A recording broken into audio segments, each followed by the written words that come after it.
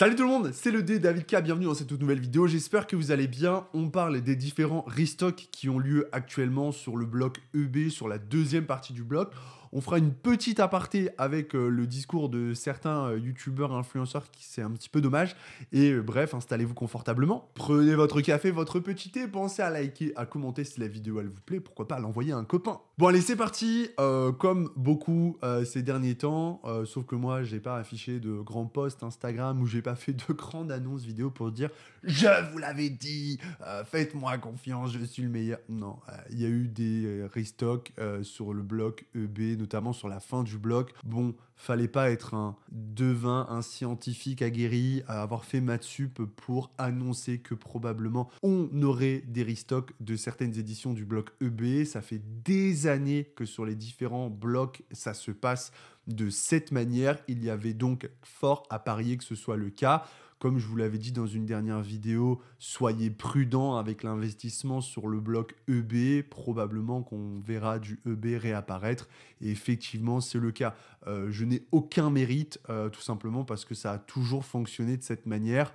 C'est comme en gros, en super conseil d'une vidéo, dire n'achetez pas les cartes qui viennent de sortir sur 151, attendez, ne faites pas cette erreur. Oui, c'est toujours pareil. Si tu achètes une carte alors que l'édition elle est sortie depuis 24 heures, ben, le prix est probablement très haut quand il s'agit d'un Dracofeu. Et si tu attends 2 semaines, la carte elle va baisser. Bref, aucun mérite. Enfin bon, maintenant que ça c'est dit, chacun tirera les conclusions qu'il souhaite. Je vise personne en particulier, c'est plus les titres de vidéos, les posts Instagram et tout comme ça qui sont fatigants. On a l'impression que les mecs sont des génies du mal de Pokémon. Maintenant, on va rentrer dans le vif du sujet. Effectivement, j'ai vu beaucoup de points de fusion, de Origine perdue et de de Tempête argentée. J'allais dire Star étincelante, mais non, pour le moment, j'en ai pas vu.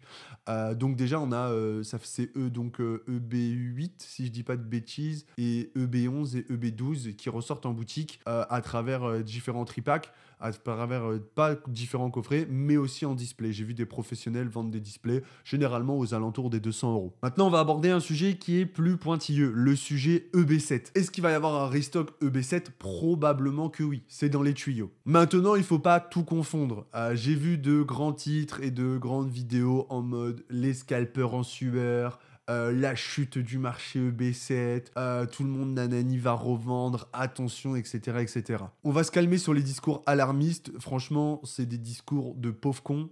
Très clairement, c'est pas la première fois qu'il y a un restock EB7. Déjà, faut juste se baser sur ce qui s'est déjà produit. On a déjà vu des restocks EB7. Oui, oui, et ça n'a pas fait s'effondrer le marché de EB7. Non. C'est juste que pendant 2, 3, 4 semaines grand max, vous allez pouvoir acheter du EB7 à prix intéressant. Quand je dis un prix intéressant, ça sera jamais un prix de 180 € la display, ça n'arrivera jamais. Ou alors éventuellement sur 2-3 boutiques professionnelles qui auront un stock EB7 à louer et qui ne sauront pas véritablement ce qu'elles ont entre les mains et qui vont donc les lister sur le site et en 5 minutes ça partira. Pourquoi que je dis que le marché ne va tout simplement pas s'effondrer sur EB7, c'est que ça n'a jamais été le cas. Oui, vous allez avoir un petit moment, un laps de temps de quelques jours, voire de quelques semaines pour choper du EB7 à prix intéressant, et ce sera sûrement aux alentours de 250 € la display, si c'est pas plus. Certes, c'est beaucoup moins que ce qu'on peut trouver actuellement, mais inutile de vous dire que dans les semaines et les mois qui suivront, la display reprendra son cours et elle remontera. Il y a 3 facteurs majoritaires à ce comportement. Le premier facteur, c'est que les gens qui vont trouver par exemple du EB7 en display à prix très intéressant vont probablement rafler le stock. Le deuxième facteur, c'est que les professionnels qui vont recevoir 20 cases de EB7, eh bien, je vous garantis qu'ils listeront comme toujours une case sur leur site en vous mettant des grands messages d'amour en mode on a listé du EB7 sur le site. Or, c'est absolument faux.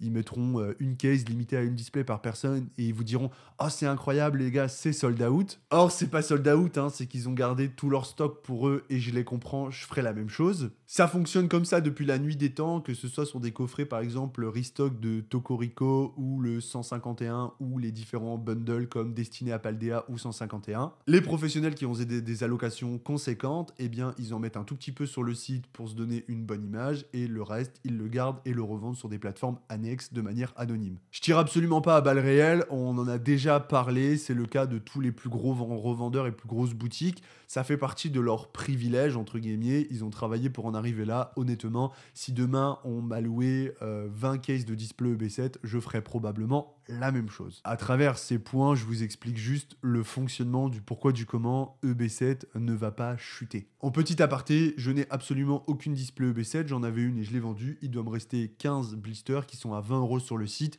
et que s'il venait à baisser, bah écoutez, il restera à 20 € sur le site et il se vendrait d'ici 2 mois au prix. Il n'y a pas de problème. Et le troisième point, et l'un des facteurs les plus importants, c'est qu'on n'est pas sur un reprint, on est sur un restock et qui sera probablement d'une quantité qui n'est pas bien grosse. Donc autant vous dire que la part du gâteau n'est pas infinie et qu'elle se partagera sur un nombre de personnes assez petite. Déjà, on ne retrouvera pas des displays EB7 chez Micromania ou chez Auchan, hein, pour commencer. Quand bien même il y aurait une display dans votre Micromania, elle serait ouverte et donc les boosters seraient revendus à l'unité. Il y a fort à parier que maintenant les mecs sont bien au courant et que probablement vos boosters soient triés. Donc autant vous dire que le schéma fait que de toute façon EB7 ne chutera pas. Donc quand je vois des vidéos avec à base de grands titres, les scalpers en sueur, la crise, machin, etc. En fait c'est des vidéos genre alarmiste. Personnellement, si j'avais 20 cases de B7, malheureusement, j'en ai pas. Et j'ai des copains qui en ont, ils en ont pas 20, mais ils ont des cases de B7. Ils sont absolument pas dans une démarche de revente rapide. Parce qu'en fait, ils paniquent absolument pas, tu vois. C'est pas comme si, genre,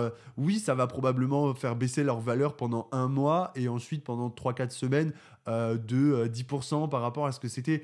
Donc, en fait, ils ont aucun intérêt à revendre. Les mecs qui achètent pour stacker, entre guillemets, ils sont pas à un restock prêt. Encore plus parce qu'il s'agit pas d'un reprint, c'est totalement différent. Si demain, ils venaient à réimprimer effectivement l'édition et à la distribuer en masse, eh bien, à ce moment-là, mon discours serait tout à fait différent.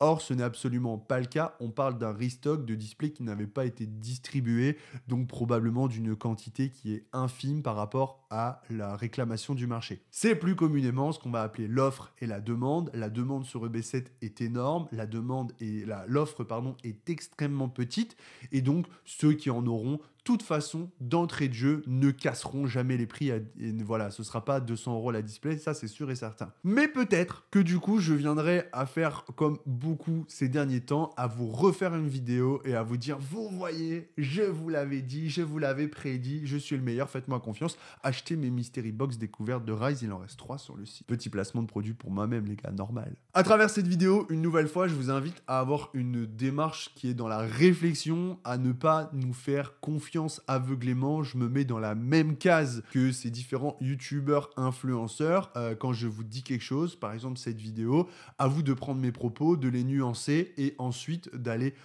faire vos propres recherches pour avoir votre propre avis. Bon, néanmoins, je vous garantis que ce que je vous dis, je le pense de fond du cœur et que je pense que si vous avez une display EB7, vous devriez éviter de la vendre dans la panique. Car je vous garantis que si vous vendez dans la panique, ces fameux youtubeurs qui vous parlent de EB7 qui va chuter, etc., machin, se feront un plaisir de vous racheter votre display à 50% voire 60% de sa valeur. Comme c'est bizarre. Voilà les copains, pour parler du différents restocks, on pourrait parler des stocks de 151 qui ont pop récemment sur Amazon. Effectivement, comme dans tout Pokémon, il y aura toujours des petites opportunités à droite à gauche. Moi, j'en ai pas chopé. Honnêtement, si j'ai vu qu'il y avait eu des coffrets collection poster à 20 €. Oui, si j'avais vu des coffrets collection poster à 20 €, soit l'équivalent de 3 boosters 151, je les aurais achetés. Néanmoins, c'était pas le cas. Mais donc voilà, ouvrez l'œil, restez attentifs, il y aura probablement des bonnes affaires à faire dans les semaines à venir et surtout si vous êtes en possession de stocks intéressants, ne vous enflammez pas et ne perdez pas le contrôle à revendre à prix cassé, ça n'a aucun intérêt.